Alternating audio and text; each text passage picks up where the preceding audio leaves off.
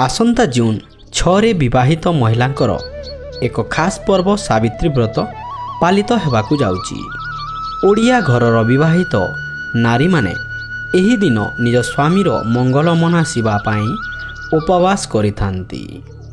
किंतु एही व्रत पूजा समय रे नारी माने किछि विशेष कथा प्रति ध्यान देवा उचित। ज्येष्ठ मास शुक्ल पक्ष अमावास्या दिन एही सावित्री व्रत पालन करा जाइथाए, जहाँकि साधवा नारी मानकर एक महत्वपूर्ण पर्व अटे। एही दिन यमराज सावित्री एवं सत्यवानक पूजा करा जाइथाए।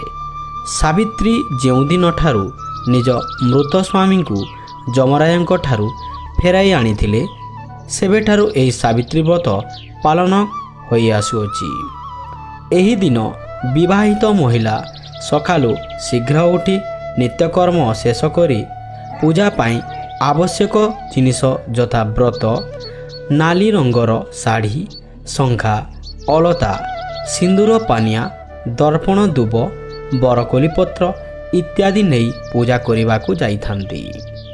खाली सेतिकी नुहे, भोग निमंते अनेक पूजा सामग्री मध्य नियंती।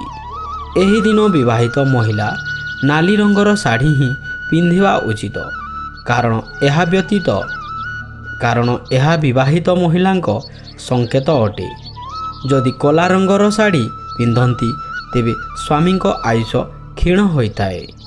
एही अमावास्या दिन राति रे बाहरे लुगा सुखांतु नाही, कारण एही राति को कालरात्रि कहा जाए, जहाँकि अशुभ बोली मान्यता रहिछि। सावित्री व्रत दिन भूल रे भी स्वामी स्त्री रंधा खाद्य खाइबा उचित नुहे एवं शारीरिक संबंध मध्य बनाइबा उचित नुहे। भूल रे भी निजे किंबा निज स्वामी को किछि भी जिनिस काटिबाकू किंबा हाणिबाकू दियंतु नाही। जहाँ आपण भोग लगाइथिबे सेथुरु खाई पारिबे, किंतु भूल रे भी रंधा खाद्य खाइबे नाही। जदि घरे काहारे मृत्यु होइछि किंबा काहारे जन्म होइछि एवं आपणकर ऋतुस्राव चलीछि तेबे एही व्रत पालन करंतु नाही, नचेत शुभ बदल रे अनेक अशुभ घटना घटिताए। पूजा करिबा परे अदरकारी पूजा जिनिस को पानी रे ही विसर्जित करिवे।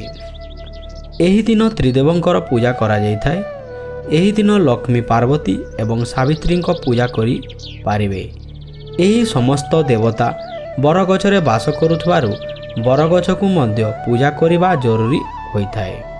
तेणु एहाकू बट सावित्री बोली मध्य कहा जाए। एही दिन निजर श्रृंगार जिनिस छाड़ी महिला अन्य जिनिस दान करि पारिबे। एहा द्वारा भगवान प्रसन्न होंती। एहा द्वारा जीवन रे केबे भी धनर अभाव हेबो नाही। सावित्री व्रतधारी को एही दिन लुण सेवन करने उचित नुहे। घरे कौनसी व्यक्ति मद मांस भोजन करने उचित होई न थाए। मुहरे अपशब्द बाहर करने उचित नुहे। एही दिन विवाहित महिला अधिक शोइबा मध्य उचित नुहे।